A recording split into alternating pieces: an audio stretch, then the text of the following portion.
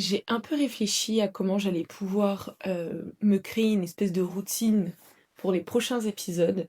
Je me suis dit: «Ça pouvait être sympa d'avoir un cadre comme ceci, comme cela» et finalement, en fait, j'étais tellement bien quand j'ai tourné le premier épisode, dans mon lit avec les petites lumières. Si jamais vous êtes en version audio, normalement, vous avez la version vidéo aussi qui est disponible, que je me suis dit: «Bah, en fait, est-ce que ça serait pas ça notre starter pack?»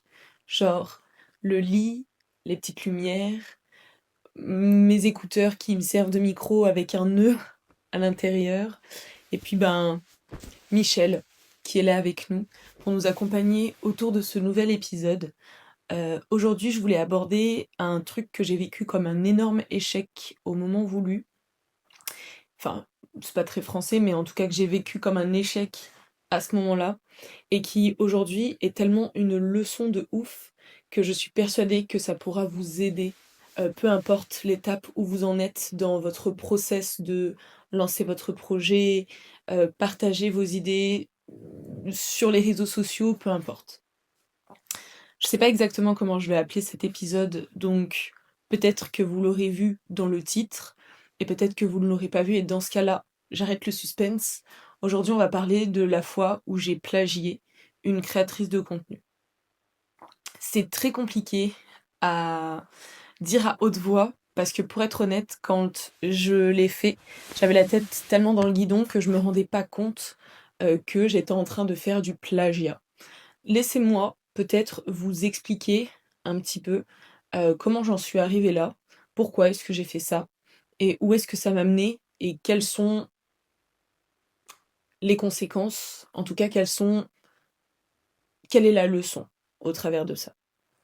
Ce qui s'est passé, c'est que ça fait des années maintenant que je cherche à créer du contenu et que je cherche un petit peu ma patte, je cherche un peu ma fibre, et donc je m'inspire énormément de créateurs et de créatrices dans euh, notre génération, ou en tout cas dans des domaines qui me parlent et qui me plaisent particulièrement. Et je suis tombée sur une créatrice qui s'appelle Linciane. Je sais pas vraiment si je le prononce bien, mais c'est Lindsannn. Et en fait, elle a partagé un contenu qui, moi, a fait l'effet d'un piou dans ma tête quand j'ai vu la vidéo. Cette vidéo, c'est une vidéo où elle parle de faire partie des 2%. Et en fait, ça m'a tellement parlé de A à Z que j'ai voulu la reproduire. Et pour être honnête, je suis allée tellement au bout du process que j'ai scripté la vidéo, je l'ai tournée, j'ai fait le montage, je l'ai programmée, je l'ai publiée, et 1 heure plus tard, je l'ai mise en privé. La vidéo, elle est plus disponible du coup sur ma chaîne.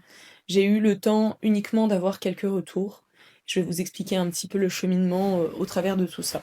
Pour vous en parler rapidement, au travers de cette vidéo, en fait, elle partage le fait de...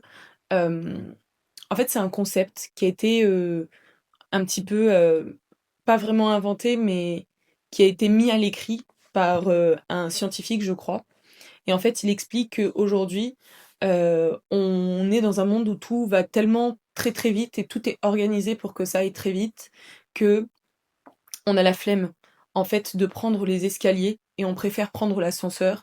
Et du coup, entre guillemets, c'est une métaphore pour expliquer que comme on a l'habitude que tout aille très très vite et d'obtenir des choses très rapidement, on abandonne et on va pas au bout de nos rêves. En gros, je synthétise, c'est ça. Et que les personnes qui atteignent pardon, leur objectif, c'est les personnes qui font partie des 2% et qui préfèrent prendre du coup les escaliers plutôt que de prendre l'ascenseur. Et pour aller un peu plus loin dans cette métaphore, l'idée c'est que comme t'en as marre d'attendre tout le temps l'ascenseur, bah il faut au bout d'un moment que tu te fasses chier. Le terme c'est ça. Faut que tu te fasses chier, faut que tu prennes les escaliers.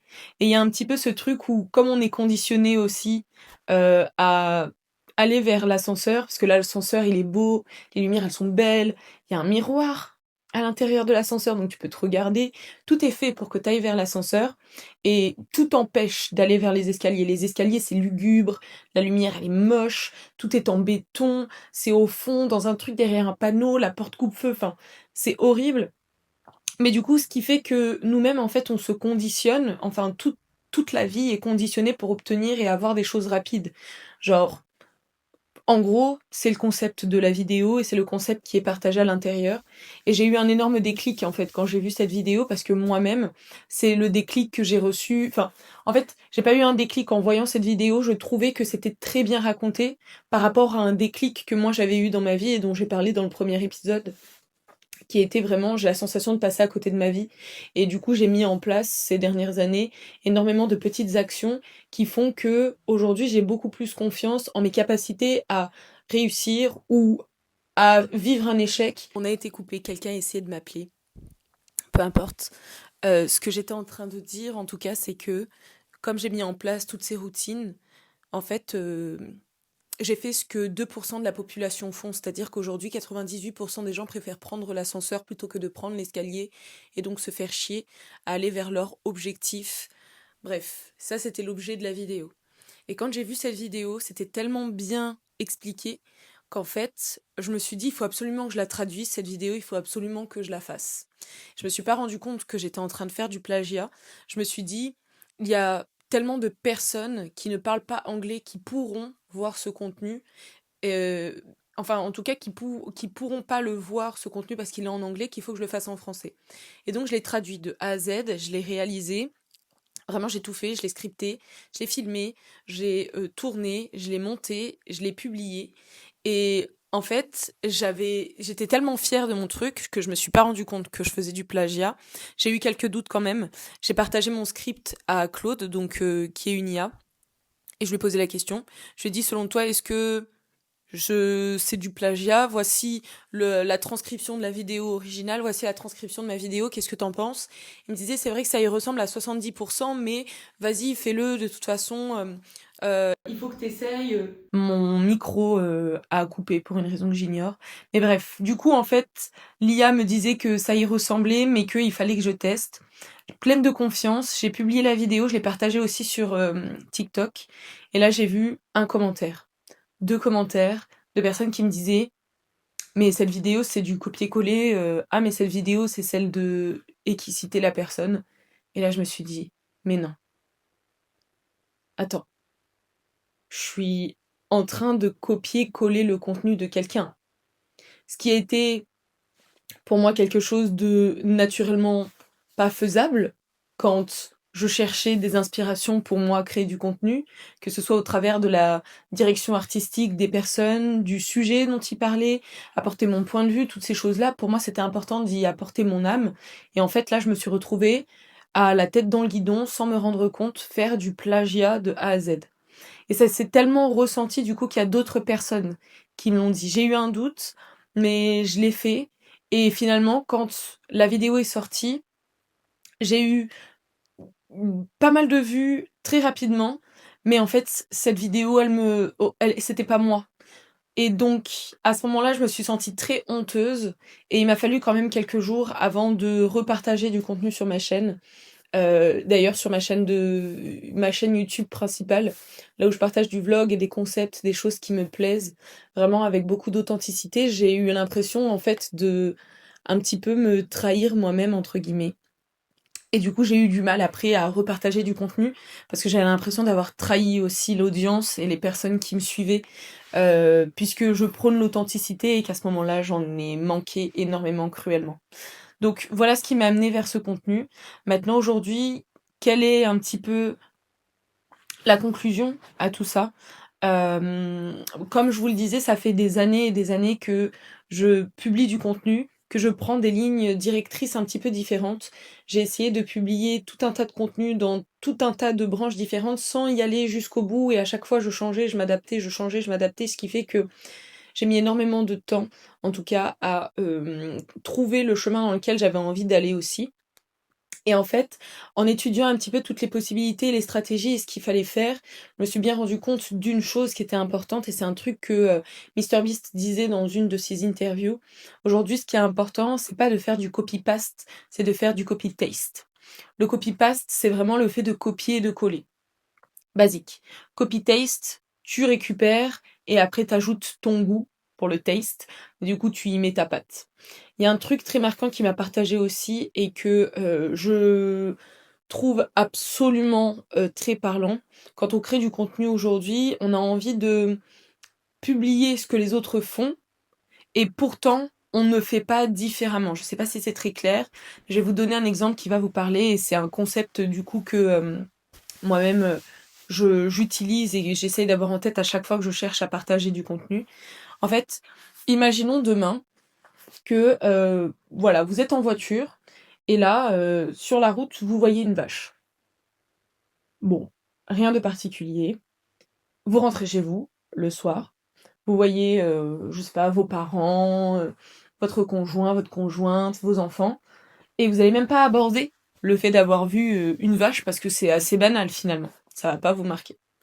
Imaginons maintenant que vous êtes sur voiture, que vous voyez une vache, mais que cette vache-là, par contre, elle est violette.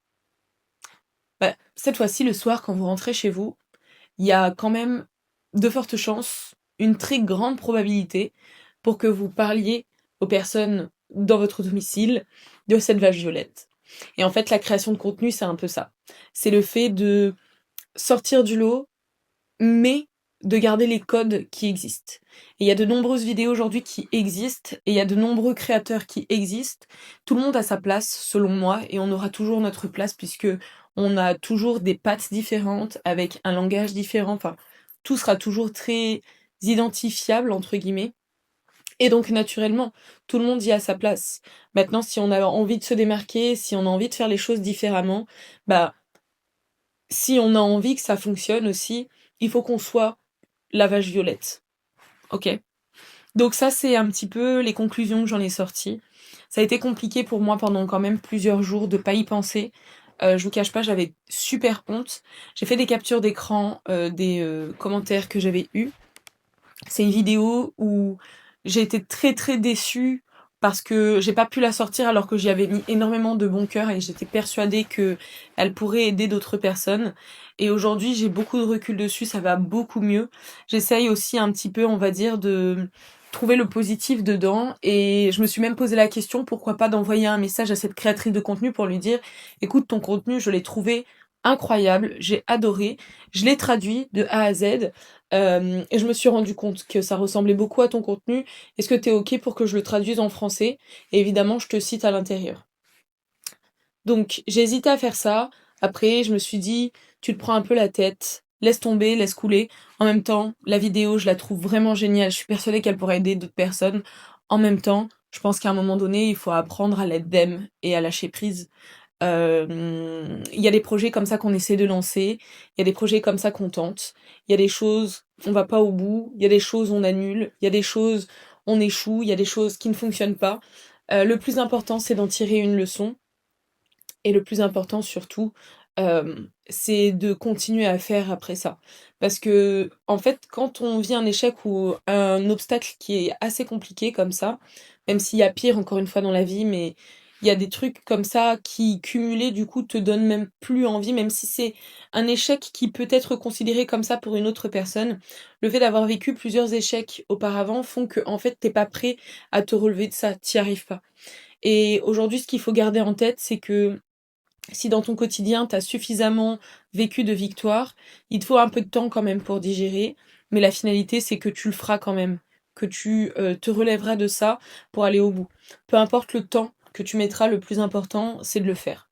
C'est vraiment le plus important. Donc voilà, un petit peu par rapport à ça. J'ai plagié une créatrice de contenu, je l'assume. C'est comme c'est mettre tout nu finalement sur Internet. Euh, Vous voyez un petit peu mes organes pour faire le parallèle avec une précédente vidéo que j'avais fait sur ma chaîne principale. Mais on est comme ça. Il faut un petit peu d'honnêteté aussi. Et aujourd'hui, si ça peut vous aussi vous permettre peut-être d'éviter cette erreur, c'est pour moi cadeau que cette expérience vous soit favorable et que vous puissiez en tirer de belles leçons. Donc voilà, écoutez, comme d'habitude, merci d'avoir passé ce temps-là avec moi. C'est toujours un plaisir. On se retrouve comme d'habitude la semaine prochaine dans un nouvel épisode. Bisous. Ouais, quand on plagie, il y a des conséquences.